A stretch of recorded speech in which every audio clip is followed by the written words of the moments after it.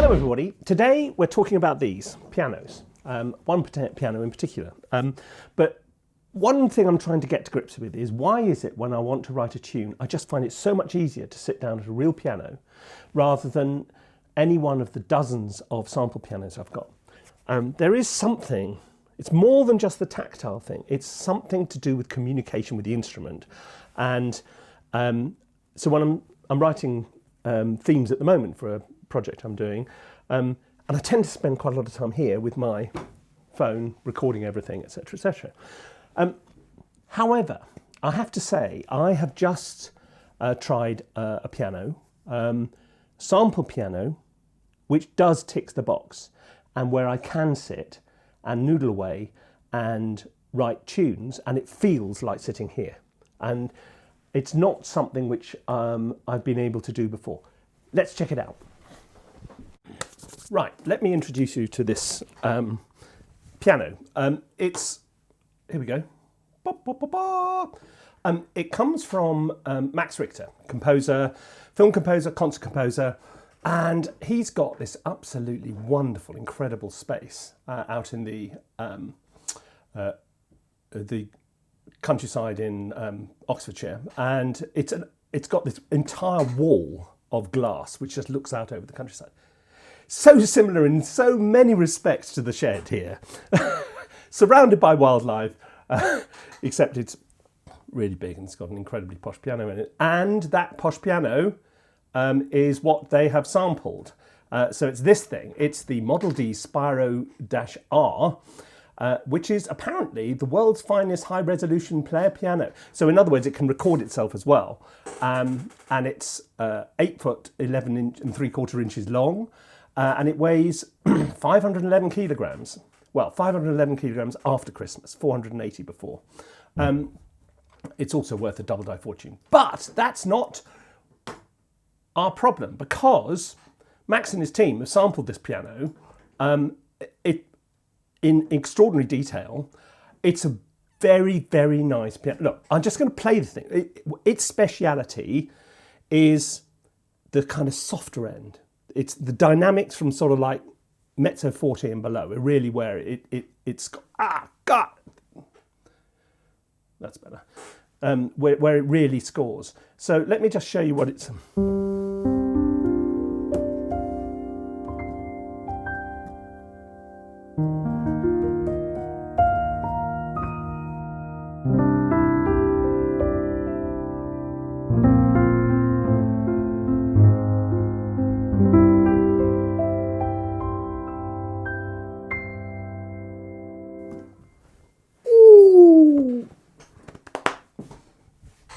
Very pleased with this. This is really, really nice. Do you see what I mean? I hope you're getting this, via YouTube sound and all the rest of it. You're getting the it just feels like firstly, you're sitting in front of the piano. Because listen, if you listen to the stereo image, play a bass note, down there, high note, it's over there. So it's got that kind of enormous sort of space around the instrument. So it does feel like you're right in front of it. It feels very, very intimate.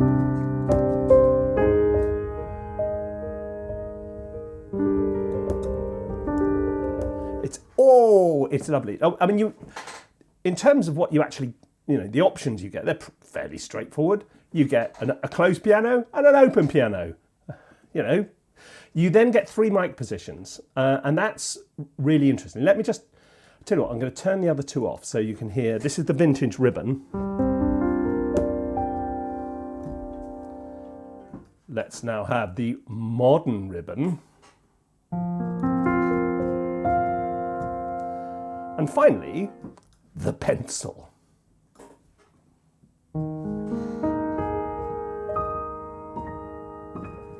And you blend those 3 together and you get a really, really nice instrument.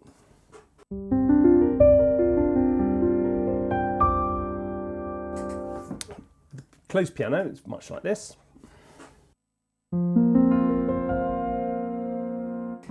As the sound says, it's sort of slightly more enclosed sound.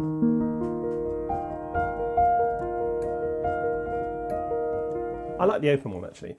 I mean, as I say, it sort of goes up to probably forte if you go.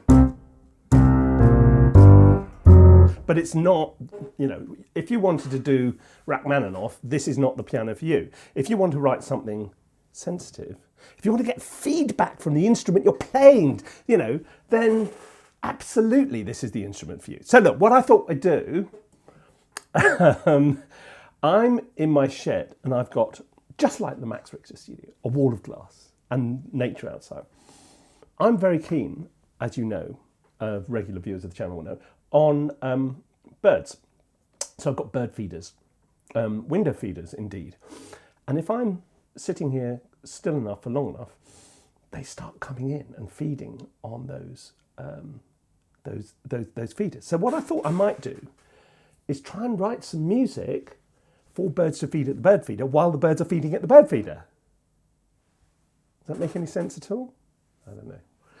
I've done lots and lots and lots of wildlife films.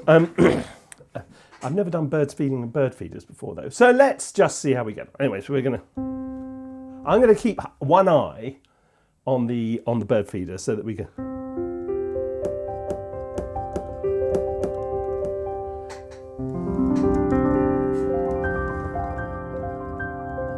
So that's what I've got going on here, just sort of, that's a sus4 chord and a sus2 chord on top of it. But that's a bit more watery than birdie.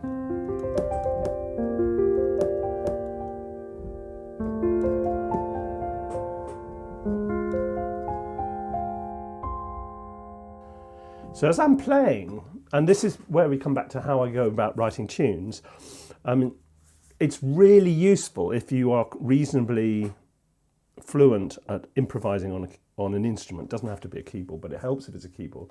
Or a guitar, something which has got a harmonic element as well. Because if I'm going to write...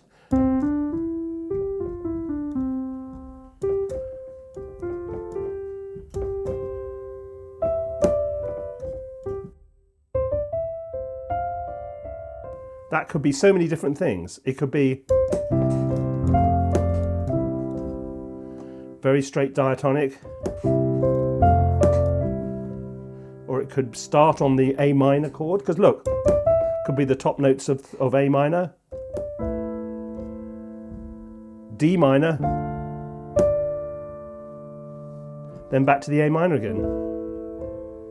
Different feeling completely. Oh, we just missed one. There was one there. Right there.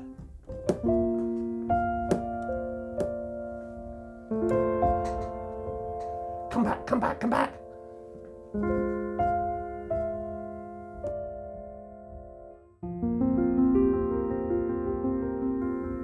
Nothing happening, nothing happening. You can't score nothing happening. I've done it many times actually. Okay. So every time when I'm in real time, I'm working out how these notes, how the chord tones are going to, or the chords which are going to line up with these principal notes.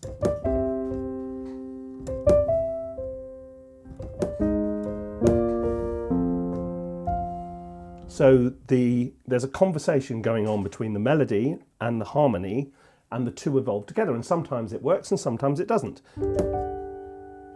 Oh, like that. What's that? That's 9. No, that's just a sus4 there, and then the third in the octave above. That has a sense of wonder about it. Come on, birds. Oh, there's one. Blue tip. Come back.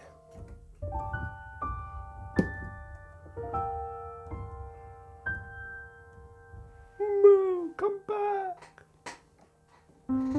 Oh.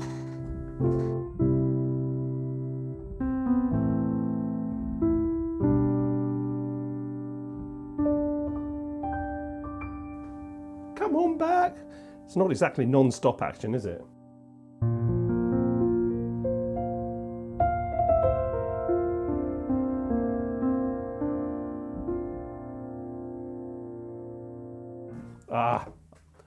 I think I need to change my piano. That's obviously what it is. I'll go for a closed piano now.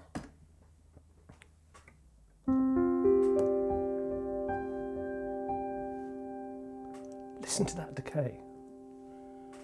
One of the things about Max's studio is incredibly low noise floor. It's just total silence. So if you're going to sample a piano like this, you can go right the way to the very end and you get that incredible decay, which is really, really nice. There's a bit of reverb in here, but not much. I can add a little bit more if we feel that is more bird feeder-ish.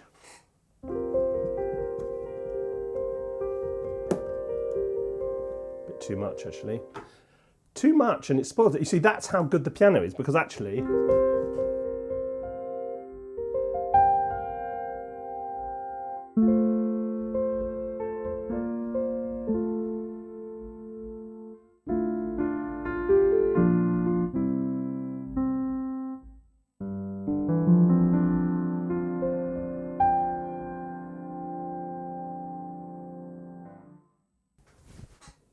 Bird's not playing today, but the piano is, and it's really, really. Do you see what I mean?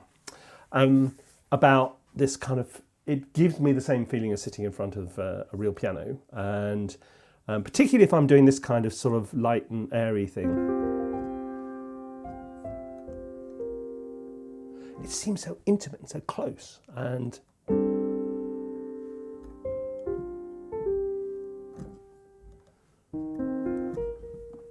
oh, hello.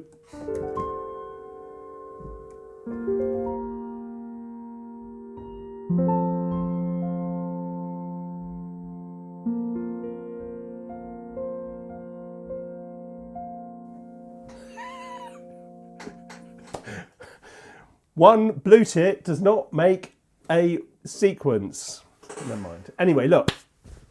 I think you see the gist of what's going on here is that you get this real kind of warmth and this feedback from a nice piano or your favourite instrument, and this is why I can happily sit here noodling away, because noodling is an important part of writing music. If you don't noodle, you're never going to, it's not going to come fully fledged into the world. It requires noodling.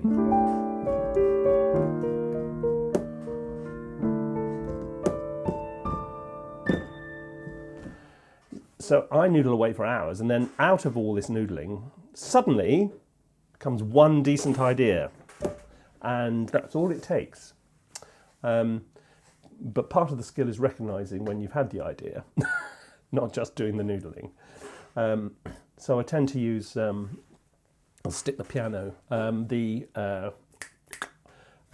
phone there on the piano when I'm using the piano, recording the output.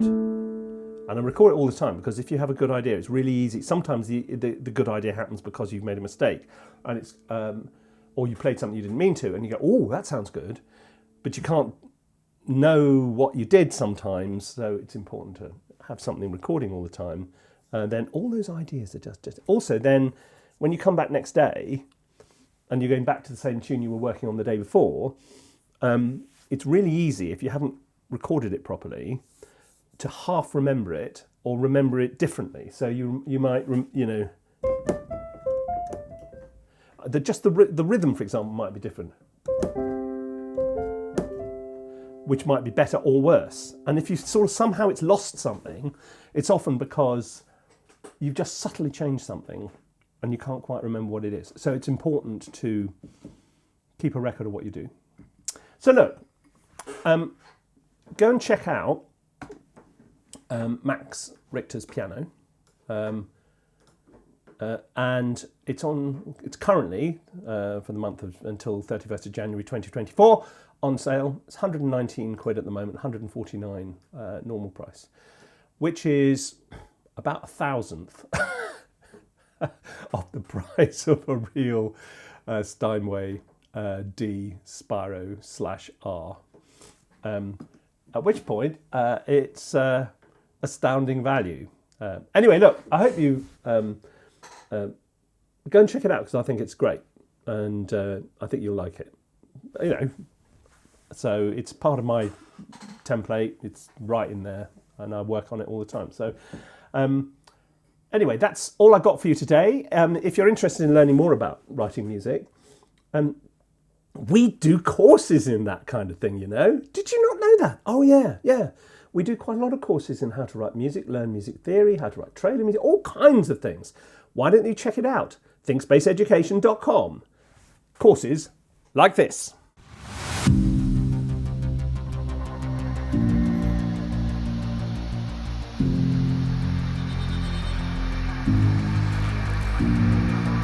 Is there a gap between that? There's always gaps. You need to have gaps wherever you can, just so that an editor can come along with their scissors and go, right, cut, cut.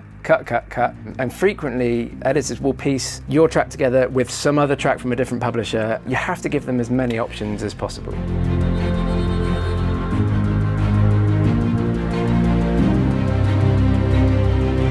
Even a single hit, you've built it out of 1, 2, 3, 4, 5, 6, 7, 8, 9, 10, 11 layers. It's over the top, it's a bit silly, but it got the sound I wanted. It's all about layering. It has to fill the whole frequency, because in cinema, you know, you've got the big speakers. Is it brass or is it an effect? Yeah, you know, because this is very close to a brass. I remember doing some hits, and the sound source was me hitting my sofa with a flip-flop. That was the original sound source. Yeah, I think you also need to put your own spin on it. It will just set you apart from everyone else who is just reaching for the same old libraries that we can all afford and we can all get these days. You always have to go the extra mile, particularly in trailers. You really have to focus in on every detail. The production levels have got to be really, really high. I wanted to know a little bit more about you, actually. Choose from one of these four. A. Okay, you've chosen to take a walk on the wild side. You will learn a lot more about music technology and a lot more about your DAW just by doing the course. It works over the drone, which acts as a pedal, so harmonically it fits. There's enough movement to make it interesting. Not sure I would have chosen A. You're going to be able to do that by the time you get to the end of this course. Then make your choice, and make your choice now.